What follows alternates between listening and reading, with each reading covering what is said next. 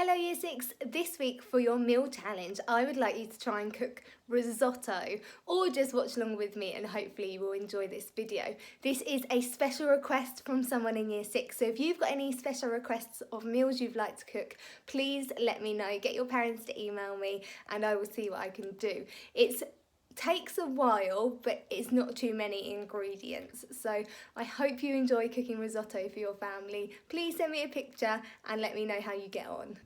These are the ingredients you'll need for risotto for 4 people. So you'll need some oil, you'll need 2 large onions chopped up and 2 cloves of garlic chopped up nice and finely. You'll need 300 grams of risotto rice.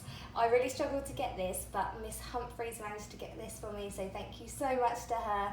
You'll then need some Parmesan cheese, 100 grams, you can get it already grated, and then some herbs to season. You will also need 1 litre to 1.2 litres of stock. It depends how hot you cook it. It's not exactly the same every time, but I'll explain that as we go. So to make your stock, you can get some stock cubes, it doesn't matter which flavour, and some boiling water. Then for the bacon and pea risotto, you'll need 8 rashers of bacon. I've used bacon medallions, slightly less fatty, and 200 grams of frozen peas. And for the mushroom risotto, 250 grams of mushrooms. You can mix up the mushrooms, you can use any sort of mushrooms you like and it will taste delicious.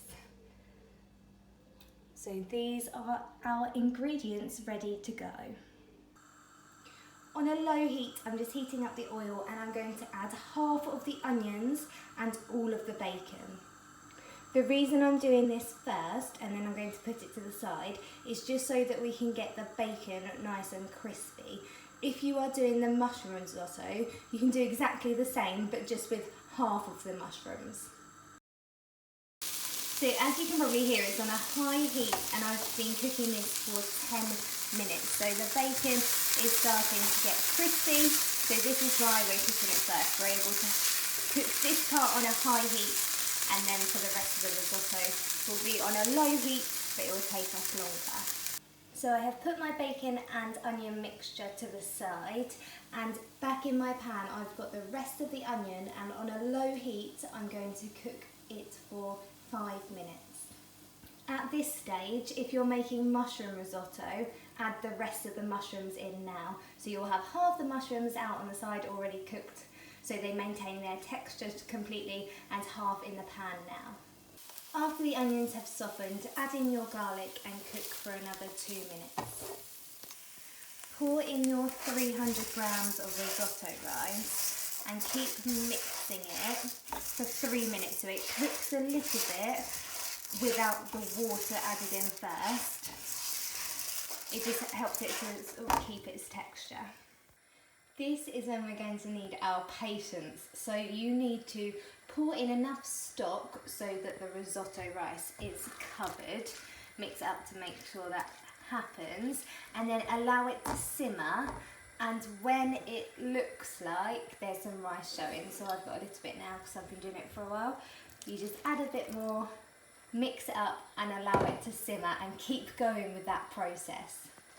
So whilst it is simmering, the rice will be absorbing all of that lovely flavour and that lovely stock, and it will cook the rice. So you can do other things at the same time. For example, I've just been grating the Parmesan, but you need to keep an eye on it because when it gets to this stage, it's ready for some more stock to be added. And then mix it all up so that it doesn't stick to the bottom. You can already see that the rice is increasing in size, and then leave it to simmer and to keep going along that process.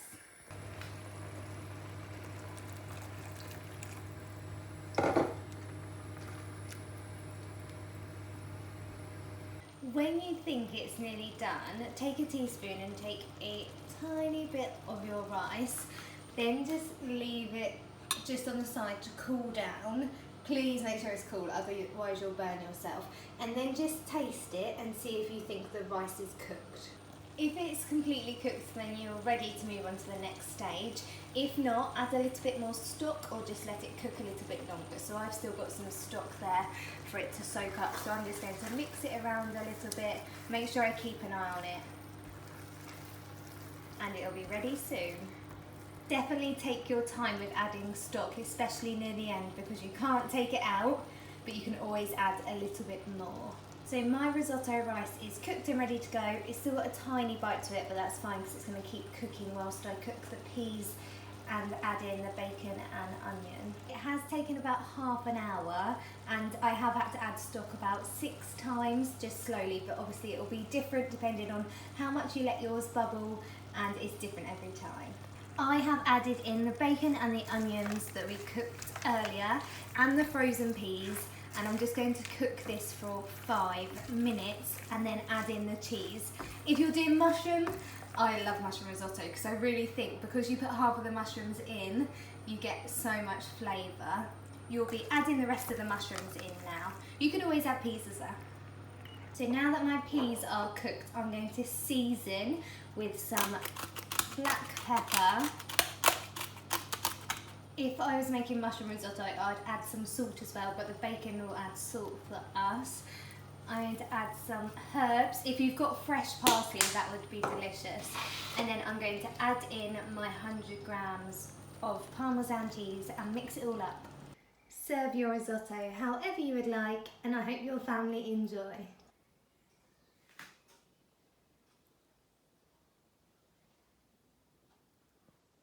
Well done if you've been able to cook risotto for your family. I'm sure it was delicious. Well done for hanging in there. I know it takes a while, but hopefully everyone in your family enjoyed it. Well done. Let me know how you get on, and I'll see you soon.